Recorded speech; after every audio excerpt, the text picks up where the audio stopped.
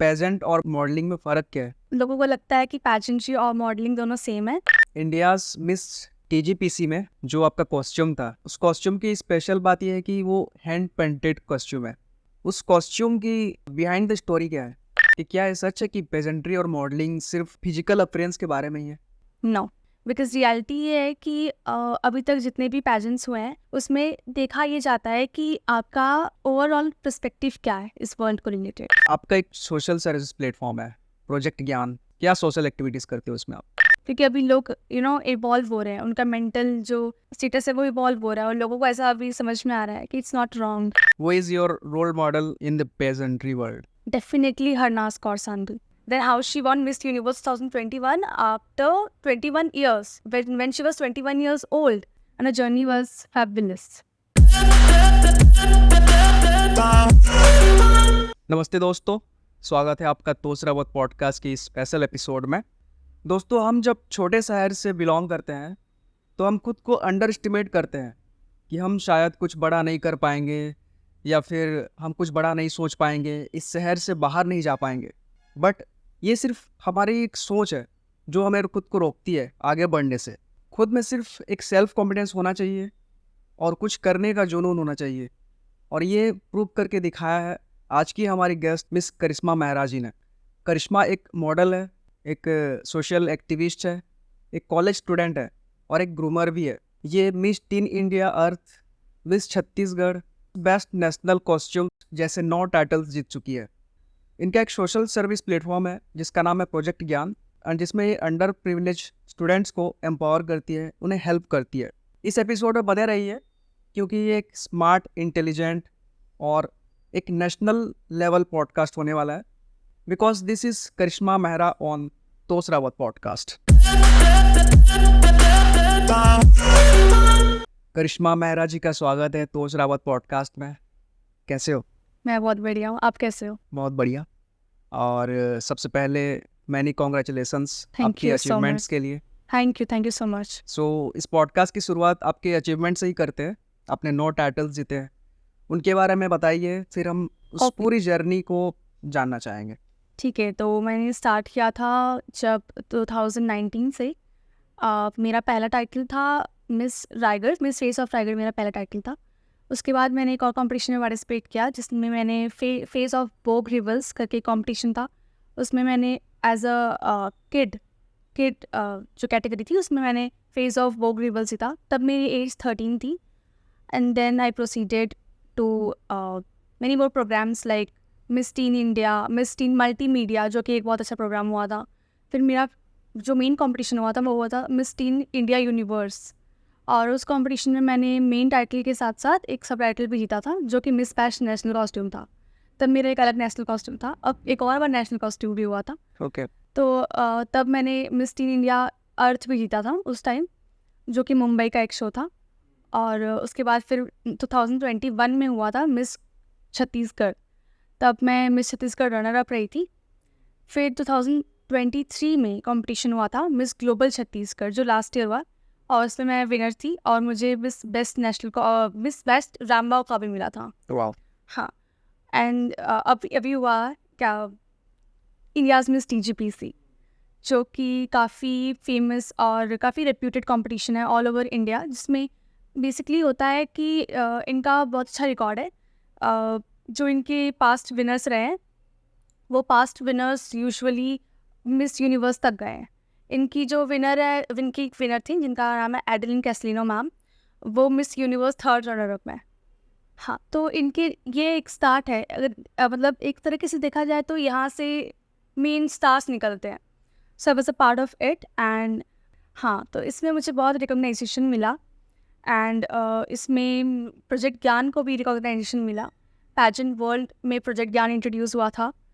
And या तो इतनी सारी आपके अचीवमेंट्स हैं। सो शुरू से इस पूरी जर्नी को बताइए कि आपने कैसे स्टार्ट किया, कहाँ से स्टार्ट किया, और इन सारे चीज़ों को करने के लिए आप इंस्पायर कैसे हुई?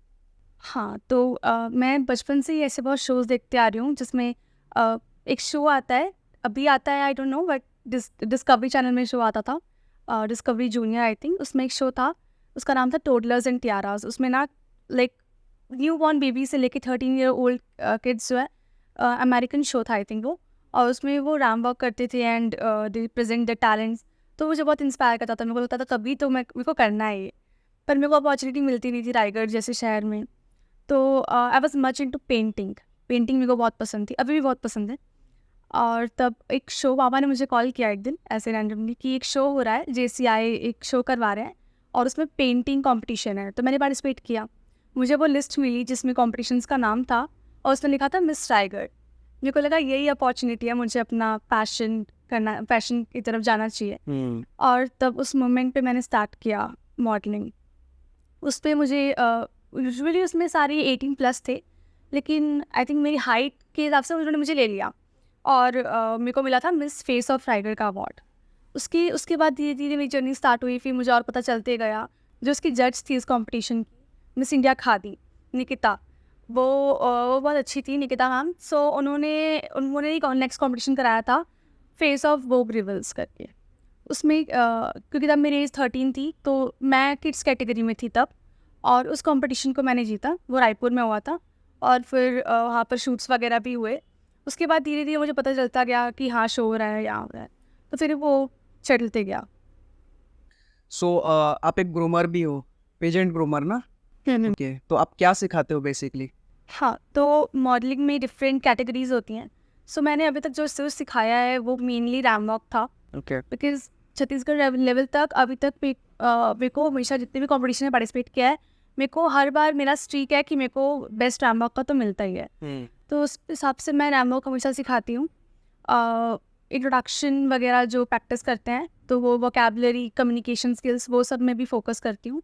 स्टाइलिंग जो मेन होती है, कैसे तैयार होना है किस राउंड के लिए, जैसे डिफरेंट राउंड्स होते हैं। एक होता है introduction round, then question answer round, main जो होता है वो होता है इवनिंग राउंड। तो उन सब के लिए अलग अलग स्टाइलिंग होती है, तो उस पर भी फोकस करते हैं। एज ए जज आपका एक्सपीरियंस कैसा रहा? मतलब उसमें आप क्या देखते हो? रायगढ़ में 4 पैजेंट जज किए हैं ओके। और ऑल ओवर इंडिया मैंने और उसके अलावा मैंने 3 पैजेंट जज किए हैं जो ऑनलाइन थे, बाकी जो रायगढ़ वाले थे वो तो ऑफलाइन थे। सो मैंने रायगढ़ से जो मेनली मैंने ये देखा है कि काफ़ी न्यू टैलेंट्स हैं। मतलब रायगढ़ में ऐसा है कि बस अपॉर्चुनिटी की कमी है, बाकी लोग काफ़ी टैलेंटेड, स्पेशली किड्स। मैंने जितने भी अभी तक देखे हैं, लास्ट ईयर की बात है, ट्रिनिटी में एक था कंपटीशन जिसमें मैं सेमी फिनाले की जज थी। तो उसमें मैंने ये देखा है कि एक छोटी सी बच्ची, आई थिंक 11-12 ईयर की थी, और उसने ना 18+, जैसे मैंने जैसे स्टार्ट किया था सिमिलरली वैसे उसने किया हुआ था। तो मेरे को ऐसा लगा था कि वो भी बहुत कुछ अच्छा कर सकती है, because she was very talented. और मेरे को ऐसा लगा कि जैसे मेरे को अपना नॉस्टैल्जिया फील हुआ। मेरे को ऐसा लगा जब मैंने स्टार्ट किया था, शी वॉज़ वेरी सिमिलर और she was performing really good. बस अपॉर्चुनिटीज़ की कमी है, बाकी टैलेंट्स की तो कोई कमी नहीं है रायगढ़ में। रायगढ़ से निकल के, छत्तीसगढ़ निकल के नेशनल लेवल पे गई। सो आपने जैसे कहा कि अपॉर्चुनिटीज़ की कमी है, आपने अपॉर्चुनिटीज़ ढूंढा कैसे? स्टार्टिंग में मेरे को भी पता नहीं चलता था कहाँ कंपटीशन हो रहा है। मैंने बहुत फेसबुक पे रिसर्च किया, इंस्टाग्राम पे रिसर्च किया। तब मैं जब स्टार्टिंग चल रहा था तब तो मैं इंस्टाग्राम चलाती भी नहीं थी, 13 ईयर्स की थी मैं, 12-13 ईयर्स। तो मैंने फेसबुक पर रिसर्च किया, फिर गूगल पे मेन रिसर्च किया मैंने। फिर भी उतना पता नहीं चलता था, पर जैसे ही मैंने ये रायगढ़ वाला कंपटीशन हुआ, फिर वो नेक्स्ट कंपटीशन तो मैं वो निकिता मैम को फॉलो करती थी फेसबुक पे, तो उन्होंने पोस्ट किया था तो उससे मुझे पता चला। फिर धीरे धीरे मैंने इंस्टाग्राम स्टार्ट किया एक्चुअली। उसके बाद फिर मुझे धीरे धीरे पता चलने लग गया। और फिर अब तो ऐसा है कि अब बहुत कॉम्पिटिशन्स होते हैं, तो अब ऐसा नहीं है कि मेरे को पता करना पड़ता है। अब मेरे पास ऑफर आते हैं और मेरे को ऐसा लगता है कि करना चाहिए कि नहीं करना चाहिए। तो मतलब ऐसा है कि अगर आप इस फील्ड में आ जाओ और आपको नॉलेज अच्छे से हो जाए ना, फिर आपके पास रिसोर्सेज की तो कमी नहीं है। आपका सोर्स ऑफ नॉलेज क्या है पढ़ाई में या इस फील्ड में आप जो कर रही हैं? मैं अपनी गलतियों से सीखती हूँ सबसे इम्पॉर्टेंटली। मतलब हर बार मैं इम्प्रूव करती हूँ। मेरे को पता चलता है कि हाँ मेरा इसमें कमी रही इस बार, तो मैं इसको इम्प्रूव कर सकती हूँ। और अगर ग्रूमिंग की बात की जाए, मैंने कहाँ से किया, मैंने आई थिंक अभी तक जितने भी इंडिया के टॉप जो आर्टिस्ट हैं सबसे किया है। जो इस फील्ड में रहे ना, उन सब ग्रूमर से मैंने कांटेक्ट तो किया है और उन्होंने मुझे सिखाया है। मतलब हाँ, अभी तक सबसे किया है मैंने, तो वो धीरे धीरे हो जाता है। बुक्स वगैरह रीड करती हो? हाँ, किस टाइप की बुक रीड करते हो? मैं जो ज़्यादा मोटिवेशनल बुक्स होती हैं जिससे ना मतलब मैं अपनी पैजेंट जर्नी को भी रिलेट कर पाती हूँ, तो वो मेरी जैसे क्वेश्चन आंसर राउंड वगैरह होता है उस पर मेरे को काफ़ी हेल्प करता है, और ये सजेशन मैं अपने स्टूडेंट्स को भी देती हूँ, जिसको मैं सिखाती हूँ कि बुक्स रीड करो, क्योंकि अगर यूजुअली हम इंग्लिश में आंसर देते हैं तो वोकैबुलरी अच्छी होनी चाहिए, और जो सोचने की जो होती है ना क्षमता, वो भी फास्ट होनी चाहिए। आपके पास टाइम नहीं होता, आपको आंसर देना होता है तुरंत क्वेश्चन के बाद, तो वो अगर आप बुक्स रीड कर रहे हो तो आपको पता है कि कैसे क्वेश्चंस तुमको पता रहते हैं कि इस टाइप के आते हैं। राइट। तो अगर आप ऐसी बुक्स रीड कर रहे हो जिसमें आपको कोट्स मिल रहे हैं या मोटिवेशनल लाइंस मिल रहे हैं, तो आपको आंसर फॉर्म करने में बहुत ईजी हो जाता है। आपका एक सोशल सर्विस प्लेटफॉर्म है प्रोजेक्ट ज्ञान, इसके बारे में थोड़ा डिटेल में बताइए। क्या सोशल एक्टिविटीज़ करते हो इसमें आप? ओके, तो जब कोरोना पीरियड ख़त्म हुआ था 2022 में, 2022 जनवरी में मेरे को एक आइडिया आया कि जितने भी है ना थोड़े ऐसे स्लम एरियाज़ के जो किड्स होते हैं, उनके साथ मेरे को एक प्रोग्राम स्टार्ट करना चाहिए, और उसका नाम मैंने रखा प्रोजेक्ट ज्ञान। ओके। तो इसमें बेसिकली मैंने डिसाइड किया कि मैंने ये देखा कि जो ये स्लम एरियाज़ के किड्स होते हैं ना, उनके पास इतनी अपॉर्चुनिटीज़ नहीं होती, स्पेशली एक्स्ट्रा करिकुलम एक्टिविटीज़ को लेके। जैसे उनको स्कूल में पढ़ाया तो जाता है, लेकिन उनके पास वोकल्स या डांस या सिंगिंग या स्पेशली पेंटिंग वगैरह की अपॉर्चुनिटी नहीं होती। मेरे को ऐसा लगता था कि मेरे को तो आता है ये सब चीज़ें, मैंने सीखी हुई हैं ऑलरेडी, तो मैं ये आगे इनको सिखा सकती। और फिर धीरे धीरे ये इवॉल्व हुआ, और मैंने लास्ट ईयर ये इंक्लूड किया है कि मैं अगर उनको पेंटिंग सिखा रही हूँ या मैं कुछ भी एक्टिविटी सिखा रही हूँ, तो उसके साथ साथ मैं उनको एनवायरमेंटल के लिए अवेयरनेस भी दूंगी। फॉर एग्जांपल अभी हमने एक किया था जिसमें मैंने उनको सिखाया कि पॉट पेंटिंग कैसे करते हैं, और वो पॉट को फिर हमने बाद में यूज़ किया वो चिड़िया को पानी देने के लिए, ताकि वो दोनों काम करें। वो बच्चों को ये भी पता चल रहा है कि उनको कैसे पेंट करना है, और वो ये भी पता चल रहा है कि हमको अपने आसपास के एनिमल्स का भी ख्याल रखना है। फिर हमने एक ड्राइव की थी जिसमें हमने एक पेपर बैग 5 पॉलीथीन्स के बदले बांटा था। हाँ, तो ये इससे बच्चों को अवेयरनेस भी हो रही है कि हमको अपने एनवायरनमेंट का भी ख्याल रखना है। Very good and all the best for this. Thank you. बहुत आगे जाओ आप, इस चीज़ को लेके भी बहुत अच्छा काम कर रही हो आप। Thank you. आप इतनी सारी काम कर रही हो, सोशल एक्टिविस्ट भी हो, सो आई फील कि इस चीज़ में पेरेंटल सपोर्ट बहुत ज़्यादा इम्पोर्टेंट है। सो इस चीज़ को थोड़ा सा एड्रेस करिए कि आपके पेरेंट्स किस तरीके से आपका सपोर्ट कर रहे हैं। I am very blessed to have parents like them, because उन्होंने मेरा हमेशा बहुत सपोर्ट किया है, चाहे वो पेरेंटल सपोर्ट हो, चाहे वो मेंटल सपोर्ट हो, स्पेशली अगर फाइनेंशियल सपोर्ट, क्योंकि इस फील्ड में इन तीनों की बहुत ज़रूरत होती है। और सोशल प्रोजेक्ट जो है मेरा प्रोजेक्ट ज्ञान, उसके लिए भी उन्होंने मेरा हमेशा सपोर्ट किया है, पेंटिंग के लिए भी मुझे सपोर्ट किया है। तो अगर मैं कोई प्रोजेक्ट कर रही हूँ, अगर मेरा कोई क्लास है प्रोजेक्ट ज्ञान में, तो मेरी मम्मी मेरे साथ जाती है हमेशा, ताकि वो मेरा हेल्प कर सके। अगर कोई ऐसा कुछ काम है, अगर मैं सिखा रही हूँ, तो वो मेरी हेल्प करा देती हैं। मेरे पापा भी हमेशा हेल्प करा देते हैं। आप क्रिटिसाइज भी होती हो? सभी लोग करते हैं, कुछ बोलते हैं लोग? मेरे ख्याल से आई एम वेरी लकी कि अभी तक इतना कुछ क्रिटिसिज्म मैंने फेस किया नहीं है। बट अगर कोई करता भी है तो मेरे ख्याल से I take my criticism as my lesson, और मैं उसे अपने आप को और बेहतर करने के लिए यूज़ करती हूँ। बाकी आई एम वेरी लकी, जब अभी तक मैंने इतना कुछ क्रिटिसिज्म फेस किया नहीं है, क्योंकि अभी लोग इवॉल्व हो रहे हैं, उनका मेंटल जो स्टेटस है वो इवॉल्व हो रहा है, और लोगों को ऐसा अभी समझ में आ रहा है कि it's not wrong. India's miss TGPC में जो आपका कॉस्ट्यूम था, उस कॉस्ट्यूम की स्पेशल बात यह है कि वो हैंड पेंटेड कॉस्ट्यूम है। एग्जैक्टली। शायद कुछ लोगों को इस बारे में नहीं पता है, but I just want to know कि उस कॉस्ट्यूम की बिहाइंड द स्टोरी क्या है। ओके, तो जब मेरा कंपटीशन स्टार्ट होने वाला था, स्टार्ट होने से पहले मैंने इसे डिस्कस किया घर पे कि ऐसा एक नेशनल कॉस्ट्यूम राउंड होता है जो पिछले साल हुआ था, इस साल भी इस कंपटीशन में भी होगा। सो मुझे कुछ ऐसे इंस्पिरेशनल चाहिए, कुछ ऐसा जो थोड़ा यूनिक हो। सो मैंने थोड़ा रिसर्च किया, और फिर जैसे क्योंकि नेशनल कॉस्ट्यूम बेसिकली इंडिया के को रिप्रेजेंट करना चाहिए। सो जैसे इंडिया एक डाइवर्स कंट्री है, सो मैंने सोचा कि मैं एक ऐसा बैकड्रॉप बनवाऊंगी जिसमें अलग अलग हमारे इंडिया का कल्चर, डांस फॉर्म्स और ट्रेडिशनल कल्चर्स, ट्रेडिशंस हैं या टेम्पल्स है, ये सब का बनाने का, तो उसको प्रिंट करवा लेंगे। तो फिर मैंने ऐसे बाद में सोचा, ये सब डिसाइड हो गया था कि ऐसा करवा लेंगे। बाद में सोचा कि अगर हम लोग उसको प्रिंट करवाएंगे तो वो इतना इम्पैक्टफुल नहीं लगेगा। इट्स बेटर कि हम उसको हैंड पेंट करें, क्योंकि मेरी मम्मी बहुत अच्छी आर्टिस्ट है, और उनसे ही मेरे को आया है कि मैं भी बहुत अच्छी आर्टिस्ट हूँ। मतलब मैंने ये चीज़ ऐसे सीखी नहीं है, मम्मी से सीखी है पेंट वगैरह करना। तो फिर मैंने मम्मा को बोला कि हम लोग बैठ के बनाएंगे इसको, और मैंने इसको कम से कम 10 दिन, 5-6 दिन, हाँ 7-8 दिन तो लग गए होंगे हम लोग को।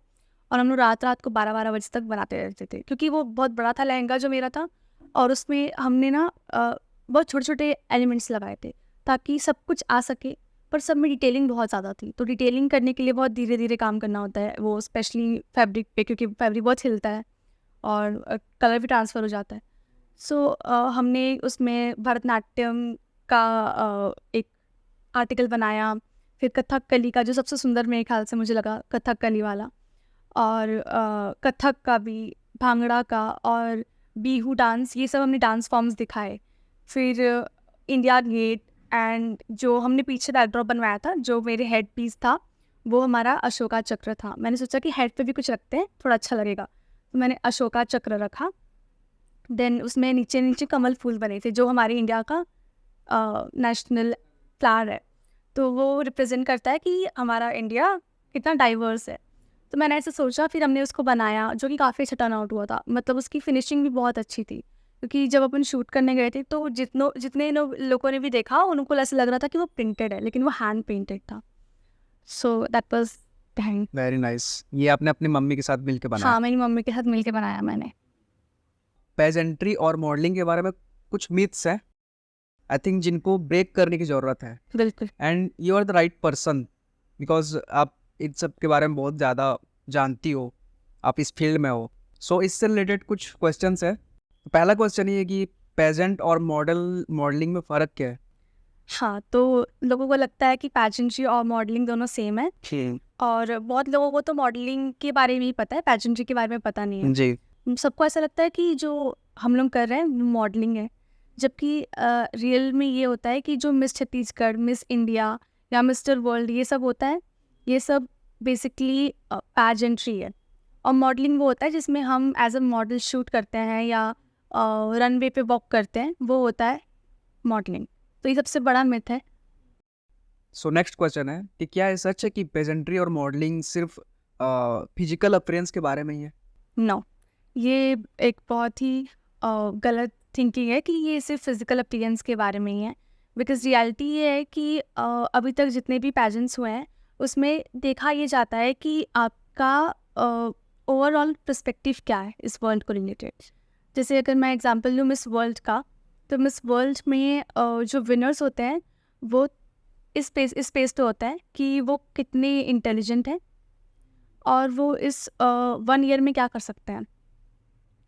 और मिस वर्ल्ड में सबसे इम्पॉर्टेंट एक राउंड होता है जिसको बोलते हैं ब्यूटी विद अ पर्पस, जिसमें बेसिकली सारे कैंडिडेट्स को अपना कुछ ऐसा सोशल वर्क करना होता है जो बहुत बड़े लेवल पे इम्पैक्ट डाल रहा है। सो जो पैजेंट्री होती है वो आपको basically as a social activist भी देखती है।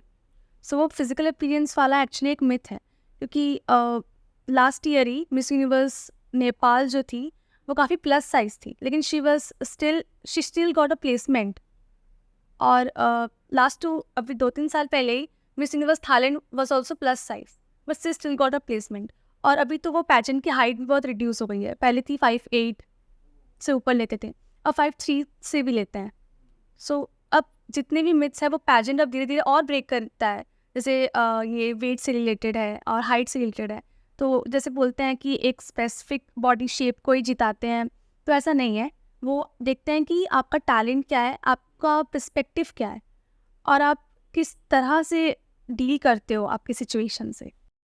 सो नेक्स्ट मिथ है, क्या पेजेंट कंटेस्टेंट्स को एक्सट्रीम डाइट्स और एक्सरसाइज रिजिम्स फॉलो करने पड़ते हैं compete करने के लिए? ऐसा कंपल्शन नहीं है, लेकिन जो कंपटीटर्स होते हैं वो अपने खुद के बेनिफिट के लिए, जैसे उनको ऐसा लगता है कि अगर हम ये फॉलो करेंगे तो शायद हमारा अच्छा प्लेसमेंट होगा, तो लोग फॉलो करते हैं।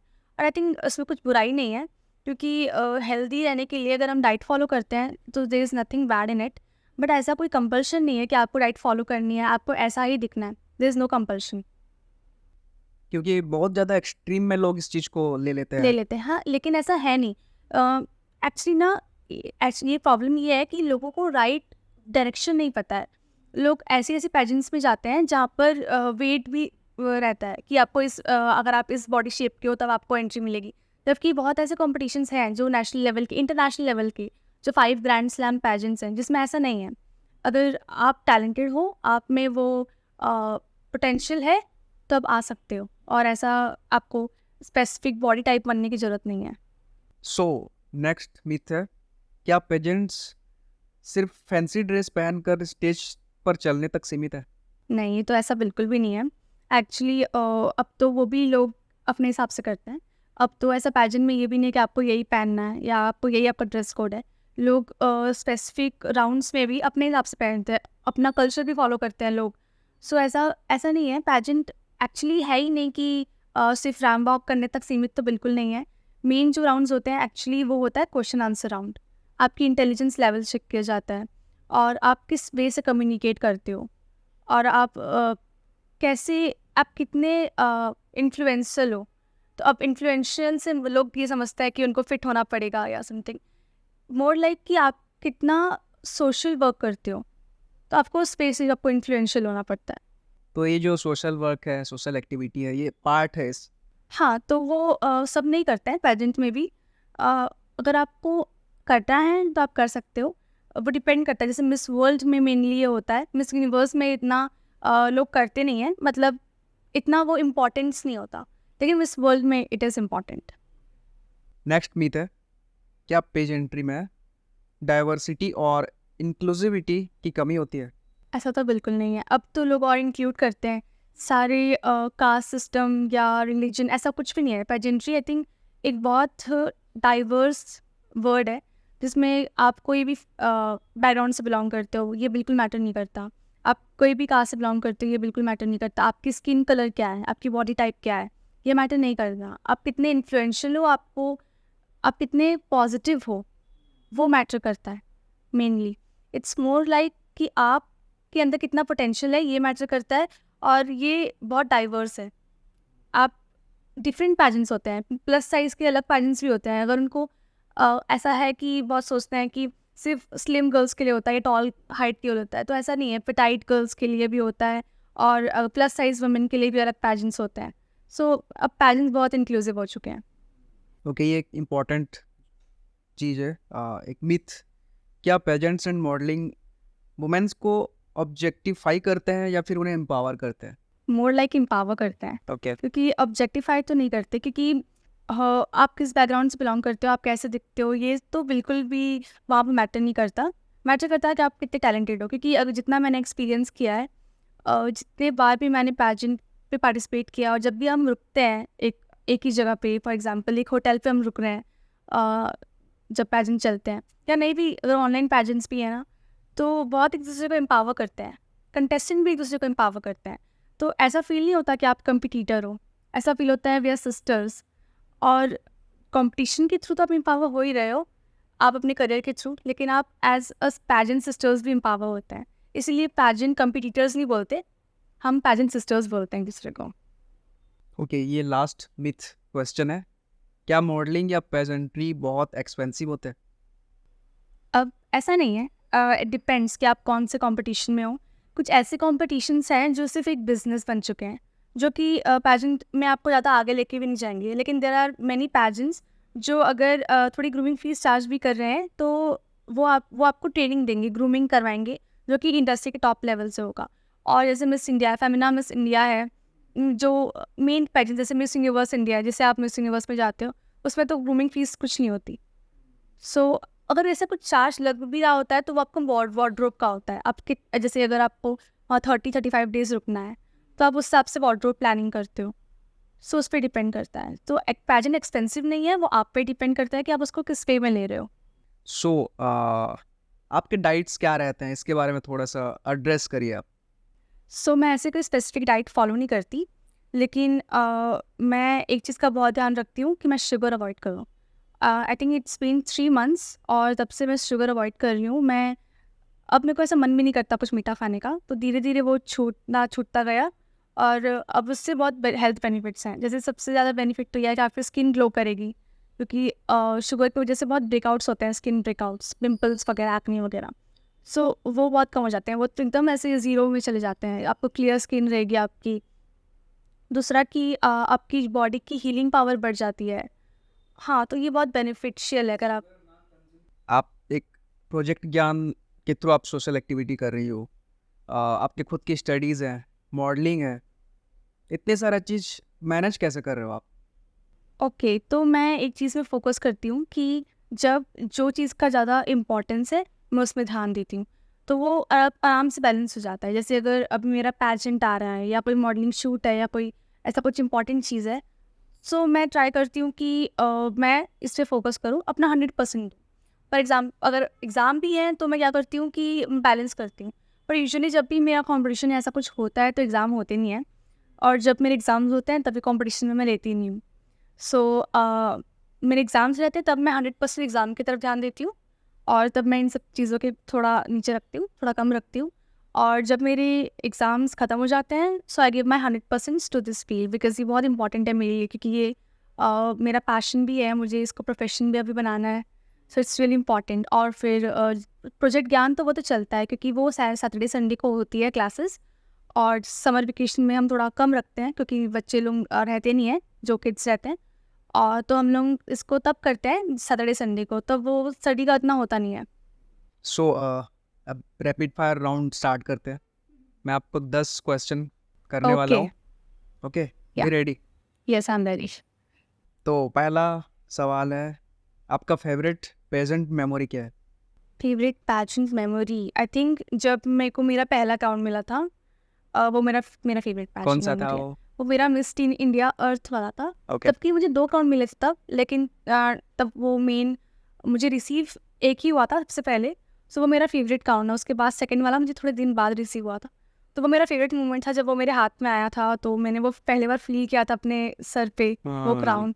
वो मेरा फेवरेट पैजेंट मेमोरी है। सो नेक्स्ट क्वेश्चन है, आपकी पेजेंट्री जर्नी को एक वर्ड में डिस्क्राइब कीजिए। Roller coaster. ओके। नेक्स्ट है, वो is your role model in the pageantry world? Definitely Harnaaz Kaur Sandhu. जब मैं उनको फेमिना मिस इंडिया 2019 से फॉलो करते आ रही हूँ, और जैसे मैंने उनको देखा है ग्रो करते हुए, फेमिना मिस इंडिया 2019 कंपटीशन के बाद फिर उन्होंने 1 साल का ब्रेक लिया। Then she won miss Diva 2021। Then how she won miss universe 2021 after 21 years, then when she was 21 years old. So how inspirational that is, because वो 21 ईयर्स की थी और उन्होंने 21 ईयर्स के बाद इंडिया में मिस यूनिवर्स का क्राउन आया था, and the journey was fabulous. So next है, most challenging aspect of pageantry? अभी तो इतना कुछ चैलेंजिंग, मतलब अभी भी है चैलेंजिंग, लेकिन अभी थोड़ा स्मूथ रहता है। आई थिंक जब मैं स्टार्टिंग में था प्रेजेंट्री का, तब मेरा था मीन्स वो क्वेश्चन आंसर राउंड, थोड़ा कन्फ्यूजन हो जाता है क्वेश्चन आंसर राउंड के ड्यूरिंग। सो तब मेरे को थोड़ा लगता था क्वेश्चन आंसर राउंड की ड्यूरिंग की थोड़ा कंफ्यूजिंग क्वेश्चन आ जाती थी। तो अच्छा, ओके। नेक्स्ट है, ऐसी कोई बुक जो हर किसी को पढ़नी चाहिए? Definitely the 5 AM club bye robin Sharma. वो एक ऐसी बुक है जिससे बताया जाता है कि अगर आप 1 घंटे पहले उठते हो सुबह, तो आपके कितना बेनिफिट होता है, आप कितना अपनी लाइफ में आगे बढ़ सकते हो। सो अगर आप 5 बजे उठते हो तो आपकी लाइफ में कितने सक्सेस आप अचीव कर सकते हो। सो वो मैं बिल्कुल सजेस्ट करूँगी, आपने पढ़ी पूरी? और बहुत अच्छी है। ओके। नेक्स्ट है, अगर आप किसी हिस्टोरिकल फिगर के साथ डिनर कर सकें, वो कौन होगा? सो वो होंगी मदर टेरेसा, क्योंकि जैसे मेरा प्रोजेक्ट ज्ञान है, सो जो काम मैं प्रोजेक्ट ज्ञान में करती हूँ, आई थिंक उन्होंने भी बहुत साल पहले वही काम किया है। उन्होंने भी बहुत यंग गर्ल्स को एजुकेशन दिलवाया है और बहुत यंग चिल्ड्रन को एम्पावर किया है। तो अगर मैं उनके साथ डिनर करती हूँ तो मेरे को और मोटिवेशन मिलेगा, ताकि मैं प्रोजेक्ट ज्ञान को और आगे लेके जा पाऊँ। और मैं उनसे ये जानना चाहूँगी कि what motivated them to do this work. Next, what's the best advice you have ever received? Stay focused. कोई भी काम कर रहे हो उस पर फोकस्ड रहो, नो मैटर अगर आप उस पर प्रोसीड कर पा रहे हो या आप उस पर अगर फेलियर भी मिल रहा है, तो बस फोकस्ड रहो, सब सही होगा। फोकस रहने के लिए क्या करते हो, मतलब सॉर्टेड रखने के लिए माइंड को? बस अपने आप को मोटिवेट करती हूँ कि जो कर रही हूँ सही कर रही हूँ, बस करते जाओ। Okay. Next, what's your go to beauty tips? Okay, मेरे को ऐसा लगता है aloe vera gel. applying aloe vera gel to your face overnight. It helps with pimples. Next, one thing you can't live without. One thing I can't live without, my phone. I think ये मुझे भी शायद लग रहा था ये answer होने वाला है. मैं उतना फ़ोन यूज़ नहीं करती हूँ, मतलब मेरा स्क्रीन टाइम उतना ज़्यादा होता नहीं है, लेकिन still I can not live without my phone. आपके लाइफ में आपके फेवरेट पर्सन कौन है? एक नहीं है, 2 मेरी मम्मी पापा, बिकॉज़ उनके बिना मैं आई थिंक यहाँ कभी नहीं होती. मेरा भाई भी, बिकॉज़ उसने भी मेरा बहुत हेल्प किया है. आई थिंक अभी तक जितने भी कॉम्पिटिशन में मैंने पार्टिसिपेट किया है, मेरी पूरी फैमिली हेल्प करती है हर तरह से. अगर मेरे को कोई भी सपोर्ट चाहिए, अगर मेरे को कुछ सामान भी चाहिए, सो वो मेरे लिए अवेलेबल करवाना वो मेरी फैमिली का ही काम होता है. ओके. सो तीनों ही मेरे फेवरेट पर्सन है. At last, one word for this podcast. Amazing, mind Okay. Blowing. Thank you. Thank you. So ये था रैपिड फायर राउंड. और अब मैं आपको अभी दिस और दैट ओह, ओके. एक और राउंड आपके साथ और क्वेश्चन करने वाला हूँ मैं. दिस और दैट 2 ऑप्शंस आपको दिए जाएंगे, चूज़ करना है. 5 क्वेश्चन है, ज़्यादा नहीं. ओके. फर्स्ट, टी और coffee? Coffee any day. I can not live without a cup of coffee. Okay. Next, आपका फेवरेट आउटफिट क्या है? ड्रेस या फिर jeans and top? Dress. I am more a dress person. Okay. Next, morning person और night owl? Morning person. I am an early bird. Next, call या message? I am confused. Wait. Call. Okay. Last, Instagram या YouTube? I can not select one. ये मैं select नहीं कर पाऊँगी क्योंकि दोनों ही मेरे को बहुत पसंद है. सो इट डिपेंड्स कि मेरा मूड कैसा है. सो मैं स्विच करते रहती हूँ, बट अगर मेरे को वन सेलेक्ट करना है तो मैं इंस्टाग्राम. सो करिश्मा जी, सारे क्वेश्चंस ख़त्म हो गए. पॉडकास्ट का लास्ट भी आ चुका है. एंड आई फील कि ये बहुत ही इम्पोर्टेंट पॉडकास्ट है इस फील्ड के बारे में, बिकॉज मुझे भी इतना ज़्यादा नॉलेज नहीं था जितना आपसे मिला आज. सो एट लास्ट, इस पॉडकास्ट का एक्सपीरियंस कैसा रहा आपके लिए? बहुत अच्छा था, बहुत मज़ा आया. मेरे को डिस्कस करने का मौका मिला और आई एम वेरी ग्लैड कि अब बहुत लोगों को पता चलेगा डिफरेंस क्या होता है पैजेंट्री और मॉडलिंग. जो मिथ्स है उस वो हटेंगे अब बहुत सारे, और लोगों को और नॉलेज मिलेगी इससे. I hope this helps. And thank you so much. Thank you so much for having me. और आप ये जो प्रोजेक्ट ज्ञान ये जो आप चला रही हो, एंड आपकी जो मॉडलिंग करियर है, अगर इस चीज़ में मैं किसी भी तरीके से आपका हेल्प कर पाऊँ, आपका सपोर्ट कर पाऊँ, तो बिल्कुल बताइएगा. श्योर. Thank you. सो ये थी मिस करिश्मा मेहरा जी. बहुत ही अच्छा पॉडकास्ट था और आई होप कि आप सबको ये पॉडकास्ट अच्छा लगा होगा. अगर हमारा कंटेंट आपको अच्छा लगता है तो प्लीज़ इस चैनल को सब्सक्राइब ज़रूर कीजिए और शेयर ज़रूर कीजिए. सो मिलते हैं नेक्स्ट एपिसोड में किसी नए गेस्ट के साथ. तब तक के लिए बाय बाय.